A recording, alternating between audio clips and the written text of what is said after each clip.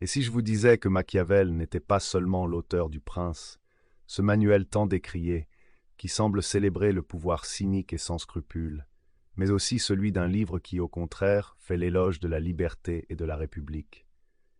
Car Machiavel, c'est un penseur à deux visages.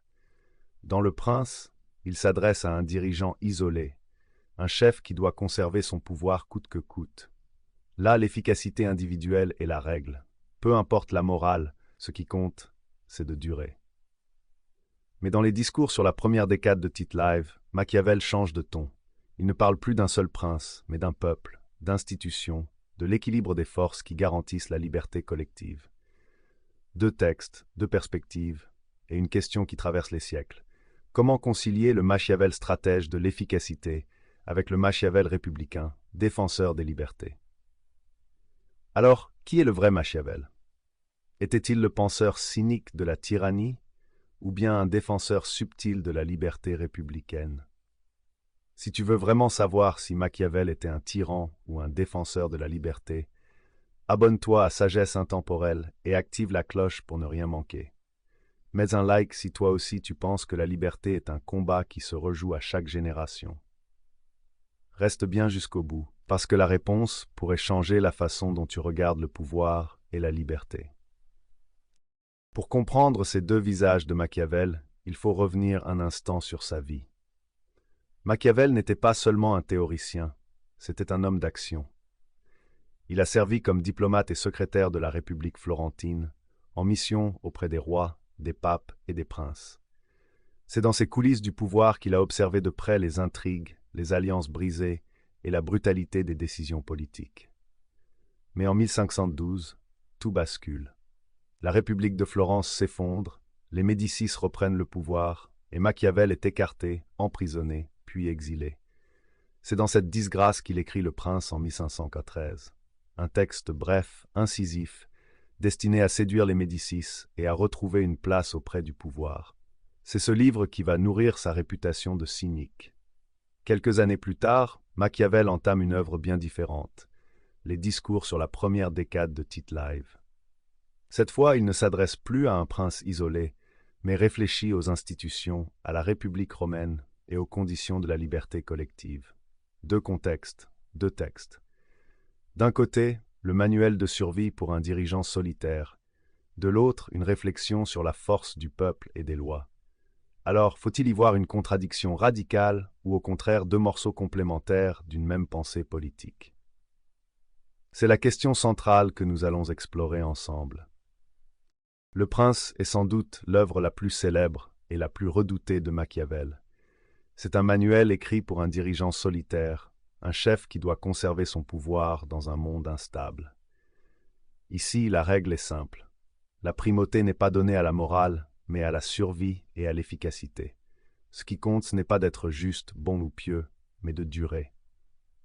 Pour Machiavel, un prince vertueux au sens chrétien du terme se condamne à disparaître, alors écrasé par des adversaires plus pragmatiques.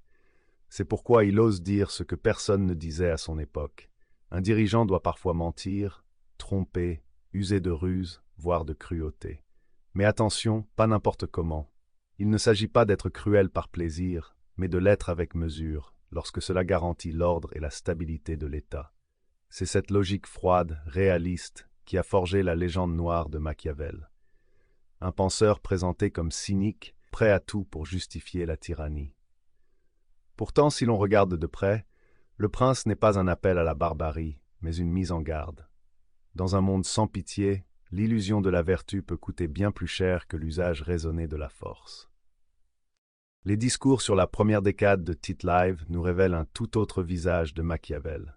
Ici, il ne s'adresse plus à un prince isolé, mais il s'inspire de l'exemple de la Rome antique pour penser la politique comme une affaire collective. Dans ce texte, il fait l'éloge des institutions romaines, de leur capacité à équilibrer les pouvoirs et à éviter qu'un seul homme ne domine sans contrepoids. Pour lui, ce sont les lois, les magistratures et les contreforces qui assurent la solidité d'une république et protègent la liberté des citoyens. Machiavel insiste aussi sur un point surprenant, la participation du peuple. Contrairement à beaucoup de penseurs de son époque, Il ne considère pas le peuple comme une masse ignorante à contenir, mais comme un acteur central de la vitalité politique. Et même les conflits sociaux, que beaucoup jugeraient dangereux, Machiavel les interprète comme une source de dynamisme. Les luttes entre les élites et le peuple, loin de menacer la République, permettent en réalité de corriger les abus et de renouveler les institutions. Dans les discours, Machiavel n'est donc plus le théoricien du pouvoir solitaire, mais le penseur de la liberté collective et de la force des institutions. Un Machiavel républicain, parfois oublié, mais essentiel pour comprendre la profondeur de sa pensée. Alors, comment comprendre ces deux visages de Machiavel? D'un côté, le stratège du pouvoir individuel dans Le Prince, de l'autre, le théoricien de la liberté républicaine dans les discours. Est-ce une contradiction totale ou une pensée plus subtile qu'il n'y paraît? La clé, c'est l'adaptation aux circonstances. En période de crise, quand l'État est menacé d'effondrement, Machiavel estime qu'il faut un chef fort, capable de décisions rapides, parfois brutales. C'est la logique du prince. Mais lorsque la stabilité est retrouvée, ce n'est plus l'individu qui compte, mais les institutions, la République, les lois, l'équilibre des pouvoirs. C'est la logique des discours. Autrement dit, Machiavel n'est ni un cynique qui rêve de tyrannie, ni un idéaliste qui croit à une liberté parfaite. Il est avant tout un réaliste.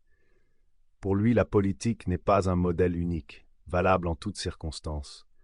C'est un art mouvant, un jeu d'équilibre où chaque situation appelle une réponse différente. Et c'est peut-être ça sa véritable leçon. Le vrai dirigeant n'est pas celui qui applique toujours la même recette, mais celui qui sait reconnaître le moment, lire les rapports de force et ajuster sa stratégie. La politique chez Machiavel n'est pas une science des certitudes, c'est l'art de composer avec le réel. Voilà donc les deux visages de Machiavel, le prince qui parle de la force individuelle du dirigeant et les discours qui célèbrent la liberté collective et les institutions. Deux textes différents, mais une même logique, l'adaptation aux réalités du pouvoir. Et c'est là que réside la véritable leçon de Machiavel. La politique n'est pas un dogme figé, mais un art souple capable de s'ajuster aux circonstances. Retenez cette punchline. La vraie sagesse politique n'est pas dans les dogmes, mais dans l'art de lire les circonstances. Mais l'histoire ne s'arrête pas là. Dans le prochain épisode, nous verrons comment la pensée de Machiavel a été reçue à travers les siècles. Pourquoi a-t-il été diabolisé, censuré, accusé d'enseigner la tyrannie, tout en étant admiré par certains comme un maître de la lucidité politique? Machiavel, monstre ou visionnaire? C'est ce que nous allons découvrir. Alors si tu veux continuer ce voyage au cœur des sagesses intemporelles, abonne-toi dès maintenant et active la cloche. Parce que la liberté, le pouvoir et la vérité sont des combats qui se rejouent à chaque génération.